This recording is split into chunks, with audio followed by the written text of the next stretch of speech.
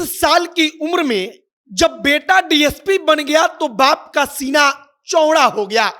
लेकिन बाप को पता चलता है कि उसके बेटे ने डीएसपी का पद छोड़ दिया और विधायक का पद अपने पास उसने रख लिया है। पिता का दिल टूट गया। इसके बाद पिता कहते रहे कि तुम विधायक क्यों बना, तुम डीएसपी बनता, वर्दी पहनकर रौब दिखाता और तुम डीएसपी बनकर प्रशासन को चलाता। लेकिन बेटे ने कुछ और ही सपना देखा था। आज रामविलास पासवान की जन्म जयंती है। अब आज उनकी तमाम कहानियों की चर्चा हो रही है, तो हमने भी सोचा कि आपको बाल गोविंद डोम और रामविलास पासवान की कहानी सुनाई जाए, जिस बाल गोविंद डोम ने नंगे पांव आकर रामविलास पासवान से कहा था कि हमारे घर के बाहर एक चापाकल लगवा दीजिए, और रामविलास पासवान ने उसके घर पर चापाकल तो लगवाया ही, लेकिन उस पूरे इलाके में सबसे पहले टेलीफोन भी लगवा दिया। रामविलास पासवान ने खुद यह कहानी सुनाई थी। आज उनके जन्म जयंती पर लोग याद कर रहे हैं।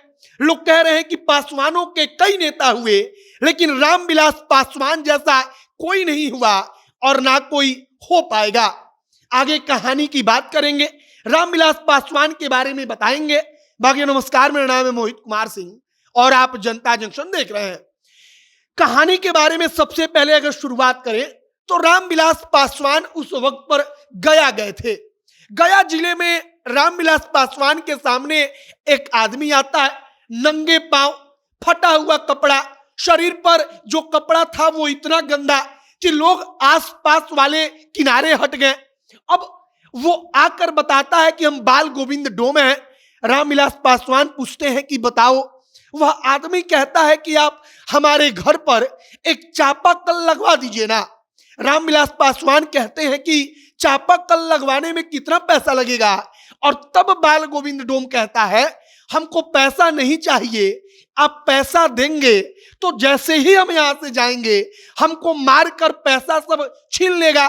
अच्छा यह होगा कि आप हमारे घर पर चापाकल लगवा दीजिए।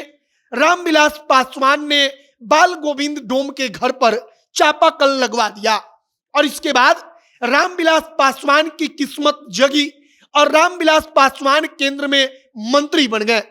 उनको संचार मंत्रालय मिला, वो संचार मंत्री बन गए। बताया जाता है कि उस वक्त पर जब वो संचार मंत्री बने तो टेलीफोन एडवाइजरी कमेटी बनाने का उनके पास अधिकार आ गया।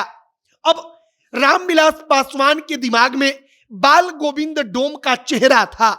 रामविलास पासवान ने फोन किया और अधिकारियों को कहा कि बाल गोविंद डोम नाम का एक आदमी रहता है, सबसे पहले उसके घर पर टेलीफोन लगेगा। रामविलास पासवान मंत्री थे।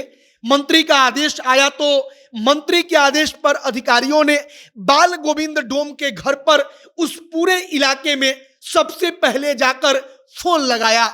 इसके बाद रामविलास पासवान कहानी बताते हैं, कहते हैं कि जो कल तक बाल गोविंद डोम था वो अगले दिन से बाल गोविंद भाई हो गया। अब बड़े बड़े लोग आकर उसके यहाँ बैठते थे और हमने कहा था कि उसके दरवाजे पर बैठने के लिए बेंच लगवाइए, और उस बेंच पर आकर लोग बैठते थे और कहते थे कि बाल गोविंद भाई हम जरा फोन कर लें क्या, और बाल गोविंद डोम कहता था कि हाँ तुम फोन कर लो, और तब वह आदमी फोन कर पाता था। रामविलास पासवान कहते हैं कि केवल एक टेलीफोन से उस आदमी की सामाजिक हैसियत बदल गई। कल तक वह कुछ नहीं था, लेकिन अब वह आदमी उस इलाके में सबके नजरों में देखा जाने लगा, हर कोई उसको जानने लगा। और रामविलास पासवान यह कहानी सुनाकर बताते हैं कि कैसे किसी की सामाजिक स्थिति को, उसके सामाजिक हैसियत को बदला जा सकता है। अब आज रामविलास पासवान की जन्म जयंती है। उनके कार्यकर्ता उनको याद कर रहे हैं, उनके बेटे चिराग पासवान उनको याद कर रहे हैं, और इन तमाम चीजों के बीच में रामविलास पासवान की तमाम कहानियां आज लोग सुन रहे हैं। लोग सोशल मीडिया पर आकर लिख रहे हैं। हमने भी पढ़ा कि 23 साल की उम्र में जो रामविलास पासवान डीएसपी बन गए, वो रामविलास पासवान डीएसपी का पद ना चुनकर अपने आप को उन्होंने कहा कि हम विधायक बनेंगे। और सबसे खास बात कि रामविलास पासवान जब विधायक बने उसी वक्त पर डीएसपी भी बने, लेकिन उन्होंने विधायक का पद अपने पास रखा। और जैसे ही यह खबर उनके पिता तक पहुंची तो पिता जो है वो आग बबूला हो गए। पिता को लगता था कि वर्दीधारी बेटा जब सड़क पर चलेगा तो उसका रौब दिखेगा। और पिता कहते थे कि जिस पार्टी से तुम विधायक बना है उस पार्टी का विधायक केवल जेल में रहता है।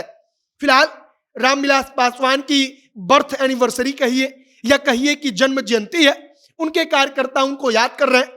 हमने भी बाल गोविंद डोम वाली कहानी पढ़ी तो हमने सोचा कि आप तक कहानी पहुंचाई जाए।